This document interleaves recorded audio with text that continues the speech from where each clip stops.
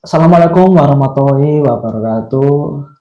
Kami dari kelompok 3 akan mempresentasikan vertebrata air yaitu Platyhelminthes. Nah, di sini kami akan menjelaskan mulai dari tubularia, cestoda, trematoda, dan monogenea. Dengan dosen penampung Dr. Uun Yanuar SPI ya Mas.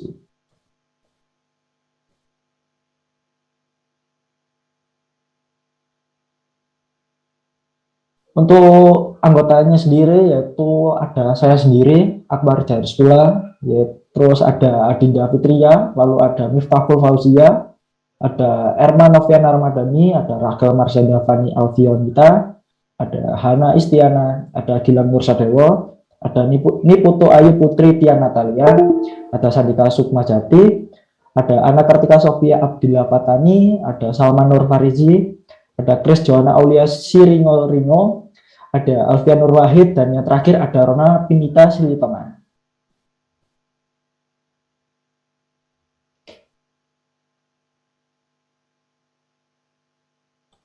Lalu untuk yang pertama yaitu definisi Platyhelminthes. Platyhelminthes berasal dari kata platys yang berarti pipi dan helminths yang berarti cacing. Sehingga dapat dikatakan bahwa Platyhelminthes merupakan kelompok hewan dalam filum terpisah yang disebut dengan cacing pipi karena memiliki bentuk pipi. Platyhelminthes pada umumnya memiliki bentuk tubuh pipi memanjang, tidak bersegmen, tidak memiliki sistem darah. Sistem pencernaannya diawali dengan mulut, kemudian usus yang bercabang-cabang memenuhi tubuhnya, dan tidak memiliki anus. Serta kelompok ini bersifat hermafrodit. Filum Platyhelminthes terbagi menjadi 4 kelas, yaitu seperti yang sudah dijelaskan tadi, yaitu Turbellaria, Cestoda, Trematoda, dan Monogenea. Selanjutnya akan dijelaskan oleh saya. Selanjutnya, saya akan menjelaskan karakteristik dari filum Platyhelminthes. Platyhelminthes merupakan hewan triboplastik, yaitu memiliki tubuh yang tersusun dari 3 lapisan sel. Yang pertama ektoderm, yang kedua mesoderm, dan yang ketiga endoderm. Platyhelminthes memiliki tubuh simetri bilateral, yaitu sisi kanan dan kiri tubuhnya sama dan berbentuk pipi. Selanjutnya, Platyhelminthes belum memiliki sistem peredaran darah, sistem respirasi, dan anus, hanya memiliki mulut, faring, dan usus. Tetapi Platyhelminthes memiliki sistem ekskresi. Selanjutnya, Platyhelminthes merupakan hewan aselomata, yaitu belum memiliki rongga tubuh, dan hidupnya bebas atau parasit. Platyhelminthes merupakan hewan hermafrodit, yaitu alat reproduksi jantan dan betina terdapat dalam satu tubuh individu. Selanjutnya, Platyhelminthes memiliki pembelahan sel awal zigot dengan pola spiral. Selanjutnya, Platyhelminthes juga memiliki sistem syaraf, yaitu tangga tali berupa ganglion anterior. Platyhelminthes memiliki protonephridia sebagai struktur ekskretori atau osmoregulasi. Platyhelminthes bereproduksi secara seksual dan aksesual. Dan terakhir, Platyhelminthes berespirasinya melalui permukaan tubuh. Selanjutnya akan dijelaskan oleh rekan saya. Selanjutnya yakni sistem organ pada Platyhelminthes. Yang pertama yakni sistem ekskresi. Alat ekskresi yang digunakan pada Platyhelminthes biasa disebut dengan sel api karena bentuknya menyerupai nyala korek api. Alat ini terletak pada dorsal yang mana tersusun secara berderet. Pada gambar sel api memiliki rambut litar. Ketika rambut ini bergetar, hal ini dapat membantu untuk menggerakkan air dan zat sisa menuju saluran ekskresi dan dikeluarkan melalui pori-pori atau yang biasa disebut dengan nephridior atau lubang nephridia. Selanjutnya yakni sistem pencernaan. Sistem pencernaan pada Platyhelminthes masih belum sempurna. Sistem pencernaan ini terdiri atas mulut dan usus. Platyhelminthes belum memiliki anus atau bagian khusus sebagai tempat pembuangan. Platyhelminthes yang hidup bebas biasanya contohnya adalah Planaria. Planaria ini pada mulutnya memiliki faring yang dapat dijulurkan keluar. Sedangkan Platyhelminthes yang hidup sebagai parasit di mulutnya terdapat alat hisap. Selanjutnya yakni sistem saraf. Sistem saraf pada Platyhelminthes berbentuk seperti tangga tali yang terdiri atas pasang ganglion otak dan serabut-serabut saraf. Ganglion otak ini akan memanjang mulai dari bagian anterior sampai ke bagian posterior. Saraf yang keluar dari ganglion otak akan saling berhubungan dan membentuk seperti anak tangga. Plateal mintes memiliki sistem jaringan saraf yang sangat baik, dengan simpul saraf pusat di kepala dan suatu jaringan saraf yang menghubungkan berbagai organ tubuh dengan sensor. Plateal mintes juga memiliki jaringan saraf utama yang menghubungkan dengan organ perasa. Organ perasa ini biasanya meliputi organ alir kepala hingga sensor lubang kecil. Lalu sistem respirasi dan transportasi pada plateal mintes belum ada. Maka proses pertukaran oksigen dan karbon dioksida pada film plateal mintes dilakukan secara difusi melalui permukaan tubuh atau kulitnya. Karena belum memiliki alat respirasi yang khusus, mereka lebih sering berespirasi melalui kulit tubuhnya yang lembab. Sama halnya dengan sistem respirasi, karena belum memiliki alat transportasi yang khusus, maka proses pengangkutan zat di dalam tubuhnya terjadi dari sel ke sel secara difusi. Lalu sistem reproduksi plateal mintes. Organ reproduksi jantan dan organ reproduksi betina pada plateal mintes terdapat dalam satu individu sehingga disebut hewan hermafrodit. Alat reproduksinya terdapat pada bagian ventral tubuh. Reproduksi plateal mintes dilakukan secara seksual dan aseksual. Pada reproduksi seksual akan menghasilkan gamet untuk fertilisasi ovum oleh sperma yang terjadi di dalam tubuh dan dapat dilakukan sendiri maupun dengan pasangan. Lalu reproduksi aseksual tidak dilakukan oleh semua plateal mintes, hanya kelompok plateal mintes tertentu yang dapat melakukan reproduksi aseksual dengan cara membelah diri atau fragmentasi, kemudian beregenerasi potongan tubuh menjadi individu baru. Lalu ada taksonomi plateal mintes. Yang pertama, saya akan bahas kelas Turbellaria atau flatworm, yang dikenal dengan cacing rambut getar. Untuk sebagian besar, Turbellaria ini adalah organisme yang hidup bebas di lingkungan alami mereka, dengan lebih dari 3.000 anggota spesies. Dengan demikian, mereka adalah cacing pipi multiseluler yang ditandai dengan penampilannya yang rata. Mereka juga dapat ditemukan di berbagai habitat perairan serta lingkungan terestrial tertentu. Untuk alasan ini, mereka sangat umum dan mudah ditemukan, namun beberapa spesies ada sebagai komensal atau parasit pada inang tertentu, seperti pada ikan laut dan kura-kura. Mereka juga sangat berwarna-warni dengan spesies berbeda yang memamerkan berbagai warna, mulai dari coklat dan hitam hingga biru dan hijau. Kelas Turbellaria ini satu-satunya kelompok di bawah film plateal mintes yang terdiri dari organisme yang hidup bebas. Semua kelas lainnya terdiri dari spesies parasit. Selanjutnya akan dijelaskan oleh rekan saya. Baik, terima kasih atas waktu yang diberikan. Selanjutnya bentuk tubuh pada Turbellaria. Turbellaria memiliki warna tubuh yang biasanya hitam, coklat, maupun kelabu. Akan tetapi, ada beberapa jenis lainnya yang memiliki warna tubuh merah, dan ada juga beberapa spesies Turbellaria yang memiliki warna hijau. Hal ini disebabkan karena Turbellaria bersimbiosis dengan ganggang. Kelas Turbellaria memiliki ukuran tubuh antara 0,5 mm hingga 60 mm. Akan tetapi, pada umumnya, ukuran tubuh Turbellaria yaitu 10 mm. Sebagian Turbellaria memiliki habitat hidup di dasar laut, pada pasir, lumpur, di bawah batu karang, maupun di ganggang. Adapun bentuk tubuh dari Turbellaria sendiri yaitu simetri bilateral, acelomata atau hewan yang tidak memiliki rongga tubuh, serta triploblastik, yaitu hewan yang mempunyai 3 lapis sel tubuh seperti endoderm, exoderm, dan mesoderm. Selanjutnya sistem pencernaan pada Turbellaria. Alat pencernaan Turbellaria terdiri dari mulut yang letaknya berada di bagian perut, serta dilengkapi dengan faring yang bisa dijulurkan keluar. Dari mulut terdapat usus yang bercabang 3, di mana 3 cabang dari usus itu menuju ke tubuh bagian samping dan yang satu menuju ke bagian anterior. Enteron atau usus pada sistem pencernaan Turbellaria terdiri dari mulut, faring, dan rongga gastrovaskular. Turbellaria tidak memiliki anus. Dinding usus Turbellaria hanya terdiri dari satu lapisan sel yang terdiri atas beberapa sel fagosit dan sel kelenjar. Pada Turbellaria kecil memiliki usus berbentuk kantung sederhana serta memiliki perbedaan dengan jenis Azuela yang memiliki rongga usus yang tetap. Akan tetapi, sel-sel ususnya membentuk massa sisintial.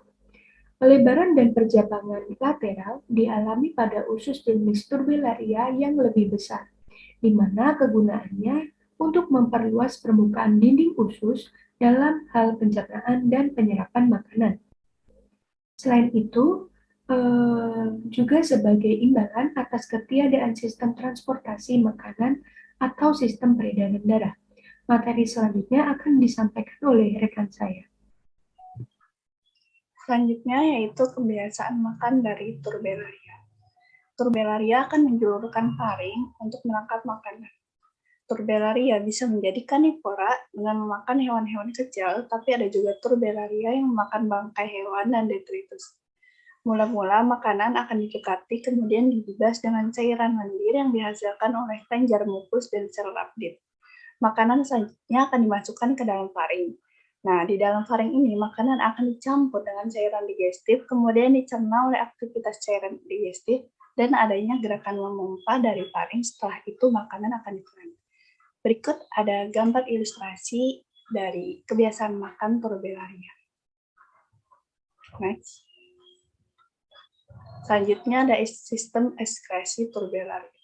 Hampir semua kelas Turbellaria memiliki saluran bercabang-cabang kecuali pada Aquila.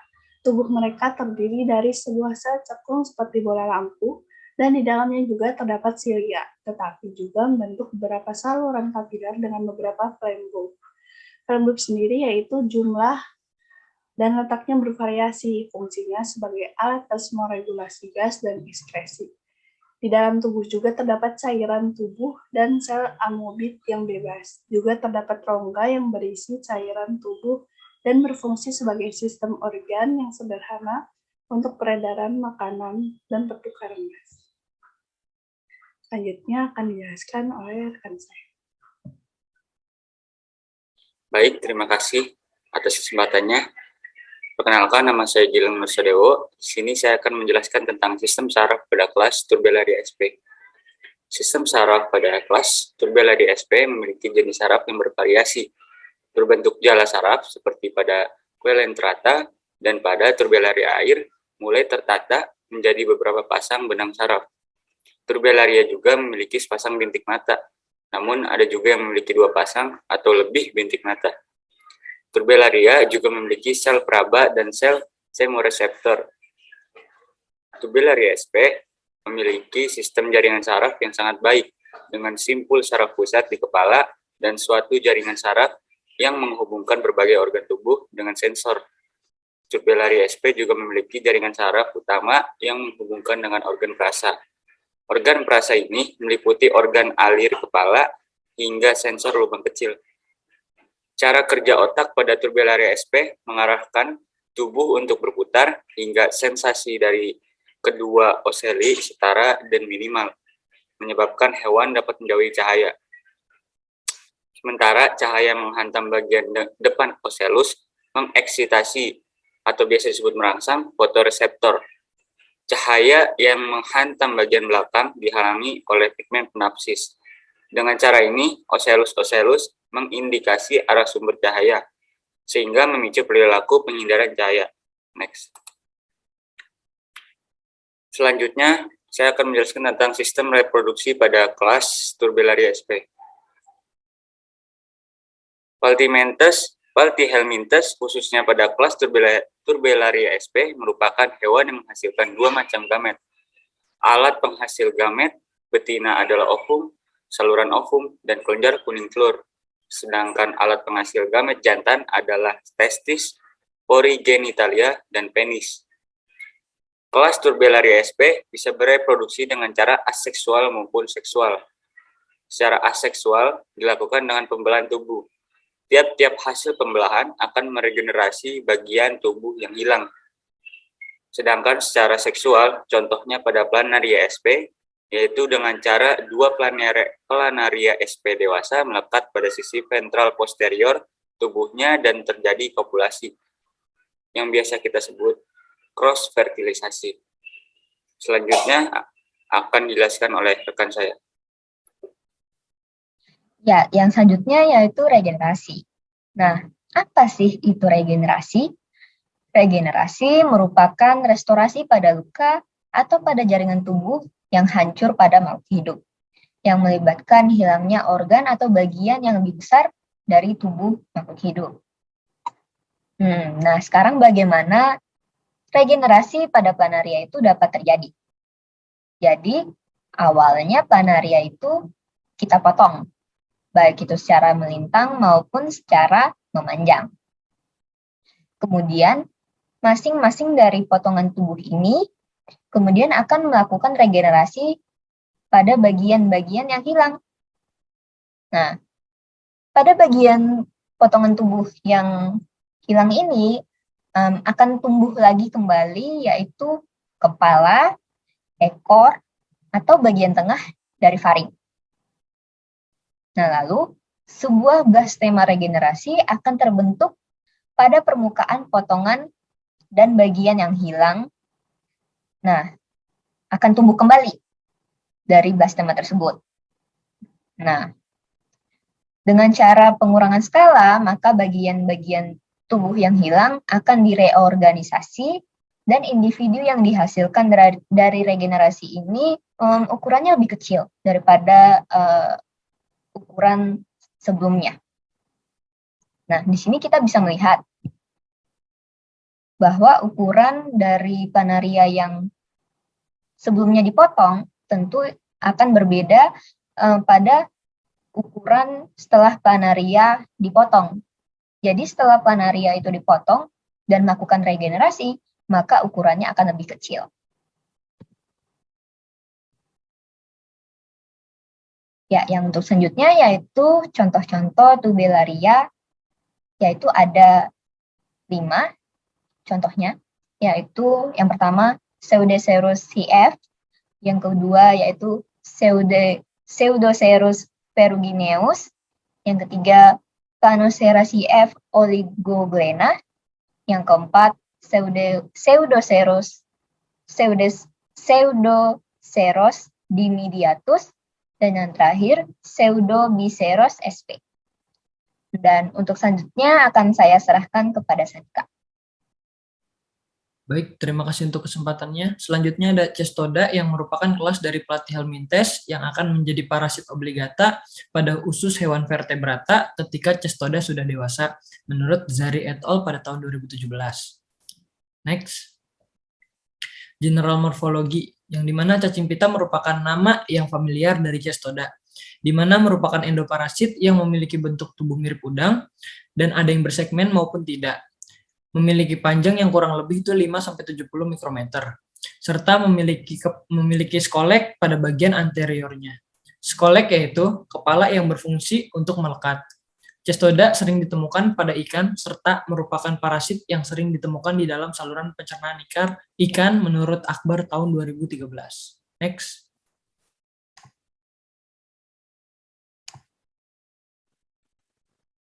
Baik, selanjutnya yaitu siklus hidup dari kelas Cestoda. Cestoda bereproduksi secara seksual dengan menghasilkan telur pada proklotidnya. Segmen proklotid kemudian rontok bersamaan dengan telur. Telur nantinya akan keluar melalui kotoran inang primer dan dimakan oleh inang perantara seperti sapi dan juga babi. Dalam tubuh inang perantara, telur menetas menjadi onkosfer. Onkosfer akan berkembang menjadi larva heksakan yang dapat menembus dinding saluran pencernaan dan terbawa menuju otot. Kemudian, larva heksakan akan membungkus diri menjadi Cysticercus dan bertahan pada inang perantara, yang nantinya akan dibawa menuju ke inang primer. Cysticercus yang berada di usus inang primer akan menempel dan tumbuh menjadi dewasa. Cacing dewasa nantinya akan menempel pada usus dengan skoleks dan mulai melakukan reproduksi seksual. Proklotid pada cacing pita akan mulai terisi dengan telur dengan jumlah puluhan sampai ratusan ribu per segmen proklotidnya. Ketika sudah matang dan berisi telur, segmen-segmen proklotid akan penuh dengan telur mulai berguguran dan terbawa melalui kotoran. Berikutnya merupakan contoh-contoh dari Cestoda, yaitu ada Taenia solium atau cacing pita pada babi dan Taenia saginata atau cacing pita pada sapi. Untuk materi selanjutnya akan dilanjutkan oleh rekan saya. Selanjutnya akan dibacakan oleh saya. Kelas Trematoda, Flucus.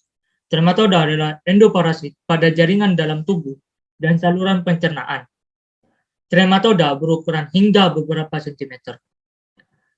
Monogenia trematoda disebut juga cacing pipih atau seperti lintah Flucus. Umumnya menginfeksi insang, kulit, dan sirip ikan.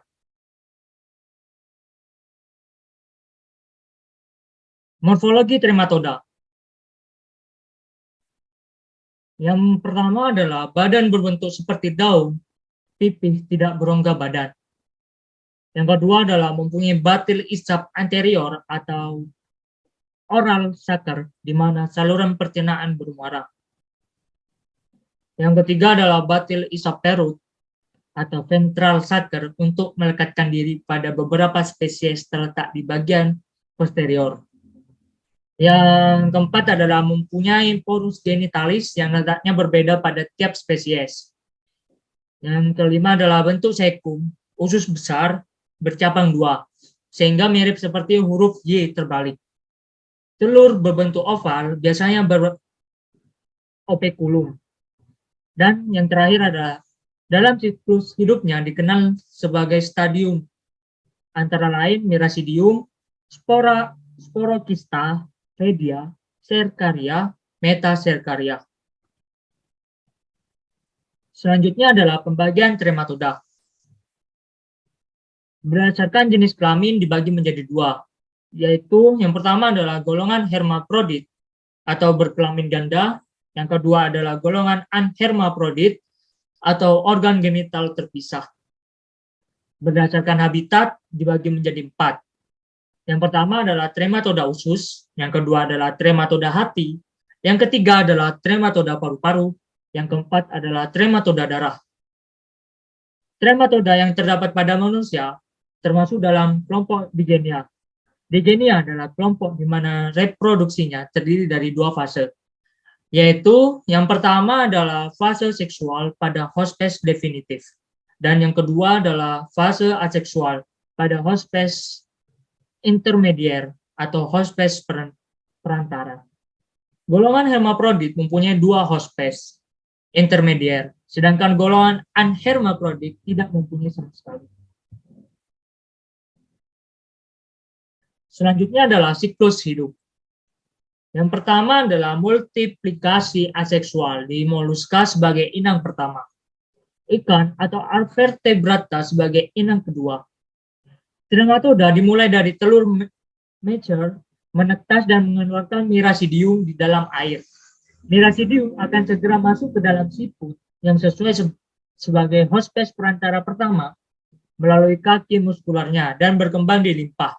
Selanjutnya berkembang menjadi sporokista, redia, dan cercaria. Pada jenis tertentu, cercaria akan menjadi metacercaria, hingga akhirnya berenkistasi pada hospes perantara kedua, menjadi metacercaria yang apabila termakan oleh hospes definitif akan berkembang menjadi bentuk cacing dewasa. Sedangkan pada jenis lain, cercaria akan langsung menginfeksi hospes definitif dan berkembang menjadi bentuk dewasa.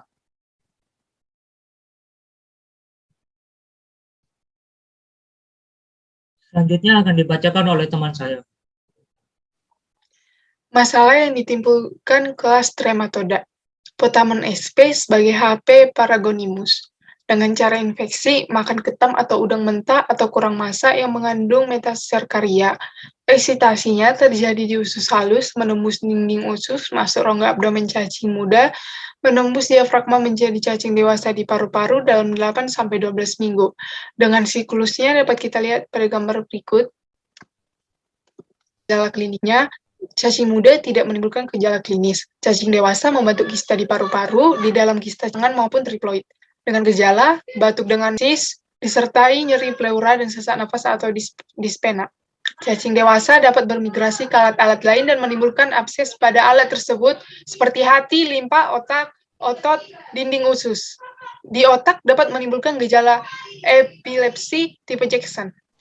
Selanjutnya saya akan menjelaskan Platyhelminthes kelas Monogenea. Jenis cacing Platyhelminthes dari kelas Monogenea merupakan Platyhelminthes yang hidup ektoparasit atau parasit dengan cara menumpang atau menempel di tubuh bagian luar makhluk hidup lainnya. Pada umumnya, hewan yang ditumpangi adalah hewan vertebrata yang hidup di air seperti ikan laut, ikan air tawar, dan lain-lain. Kelas Monogenea biasanya menempel pada permukaan tubuh, sirip, rongga mulut, dan insang.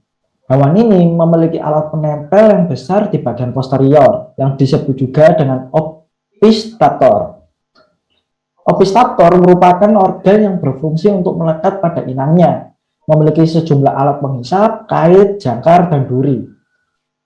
Nah, selanjutnya akan dijelaskan oleh rekan saya. Selanjutnya ada siklus hidup monogenea. Siklus hidup monogenea tidak mengalami reproduksi aseksual. Monogenea tidak memiliki inang perantara dan bersifat hermafrodit. Meskipun mereka hermafrodit, sistem reproduksi jantan berfungsi terlebih dahulu sebelum bagian reproduksi betina. Telur yang menetas melepaskan larva yang sangat bersilia dikenal dengan Oncomiradium.